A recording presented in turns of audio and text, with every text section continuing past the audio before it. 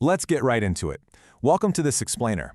If you're a first-time applicant, or maybe a business manager in the Tar Heel state trying to figure out exactly what it takes to get commissioned, well, you are definitely in the right place. We're going to break down the North Carolina notary requirements completely, clearly, and without any of that confusing legal fluff. Okay, so let's dive into this.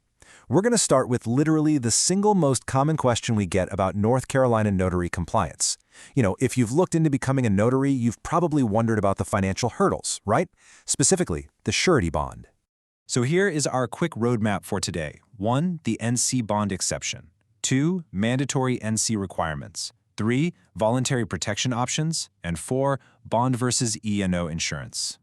Starting with Section 1, the NC bond exception. And here is the big twist. Ready?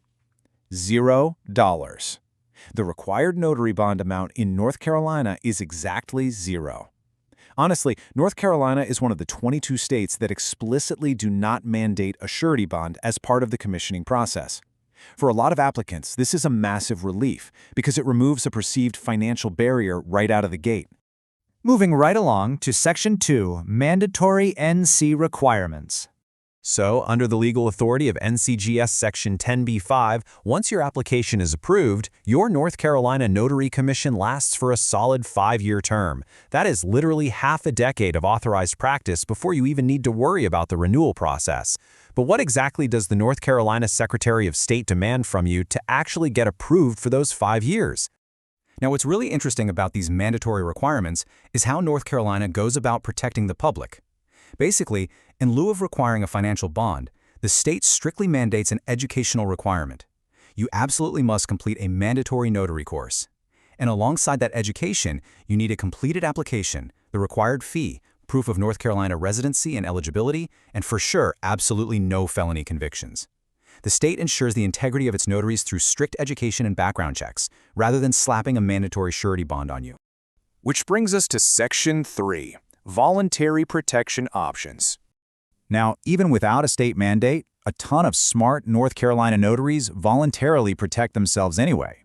The first option is errors and omissions, or E&O insurance. We highly recommend this because it protects you directly from the liability of unintentional notarial errors. It's a real lifesaver. The second option is a voluntary surety bond.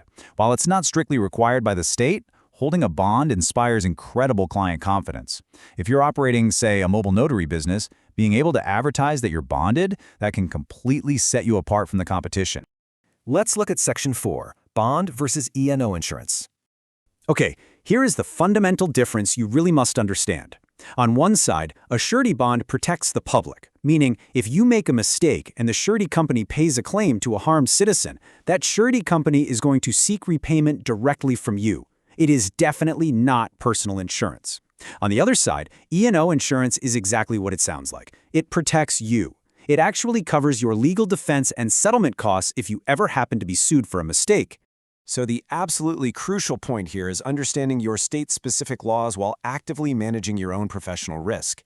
Whether you want to purchase voluntary protection to build client trust right here in North Carolina, or maybe you're managing licenses across borders, here is your next step.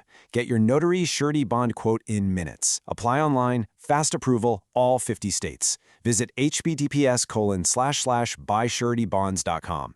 So are you ready to step into your 5-year commission with total confidence and peace of mind?